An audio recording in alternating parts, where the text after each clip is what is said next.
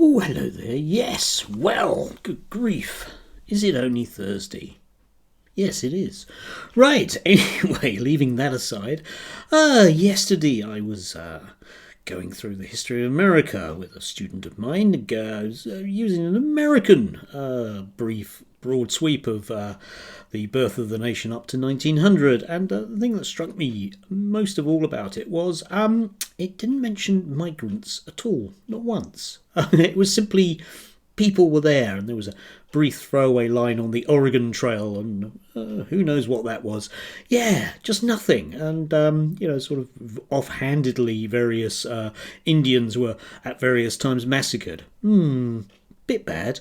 Yeah, but it was very much centering on the key individuals, and that's sort of quite different to the way that I see the world. And I think most modern historians don't go with the great man theory. It doesn't stop the British media and their various sort of chosen pet historians from doing it, but I was sort of looking at yesterday's various tweets and newspaper articles through that kind of eye, because we do get a very warped view of these people's view of the world. I mean, we had this from Mike Graham, right? Because The Economist have suggested that the reforms plans for the economy are going to be absolutely appalling, a la Liz Truss. And Mike Graham, yeah, him.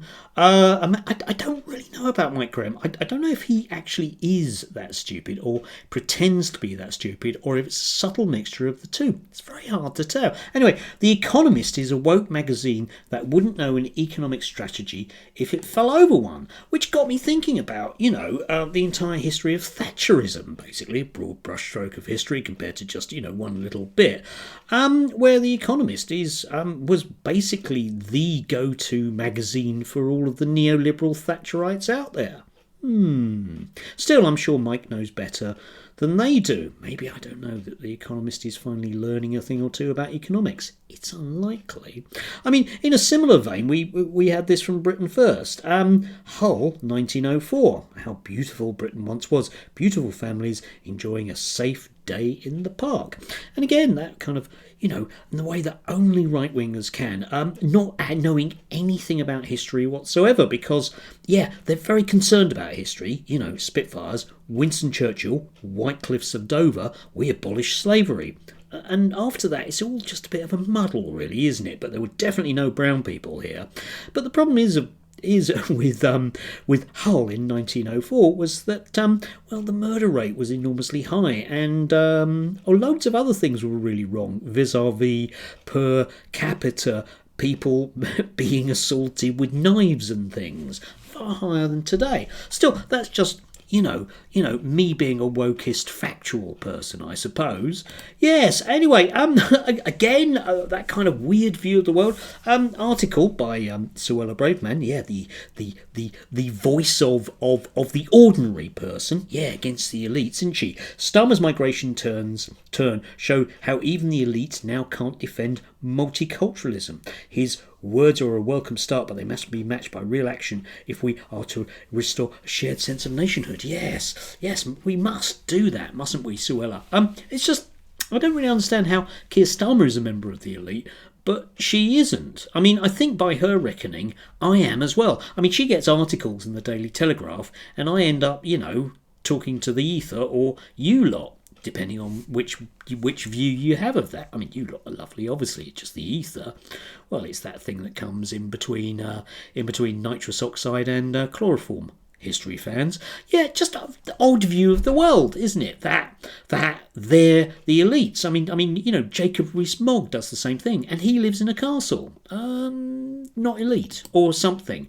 And bringing all of these themes together, I did notice we had the gorgeous and pouting Dougie Carswell, who was being interviewed by the IEA. Oh God, the IEA in economics. Anyway, the poorest state in America currently has a higher per capita capita GDP than Britain. And we're, Mississippi, his new home, he's an economic migrant, about to overtake Germany per capita GDP growth this year. Yeah, Douglas Carswell explains why America's poorest state is now richer than entire European nations. Yeah, which is great. And you think, oh, well, that sounds brill, doesn't it? But if you a cursory look at those things that I, peskily call facts, we'll see that Mississippi is the poorest, in inverted commas, state of the Union. It has an appallingly low infant mortality rate and an appallingly high or young death rate. See if you can spot Mississippi on these three maps. Give you a clue. It's the one with the colour that stands out from the others. Not hard to spot, eh? Still, I imagine that there are one or two people, friends of Dougie's, that are very, very well off, and we should do just the same thing. After all, so long as you're a friend of Dougie, it'll all be fine. Yeah, the IEA will be behind you. Probably not the Economist, but what do they know about economics, eh? They're the elites, aren't they? Wokest elite, like me, yes. And, just to round off the stupidity of the day, we had this from everyone's favourite Friar Calvin Robinson. It does not matter what is thrown at you if you have strong brothers at your side. A return to muscular Christianity is what the West needs. Yeah, and there's two very muscular Christians who were wearing dresses. Yes.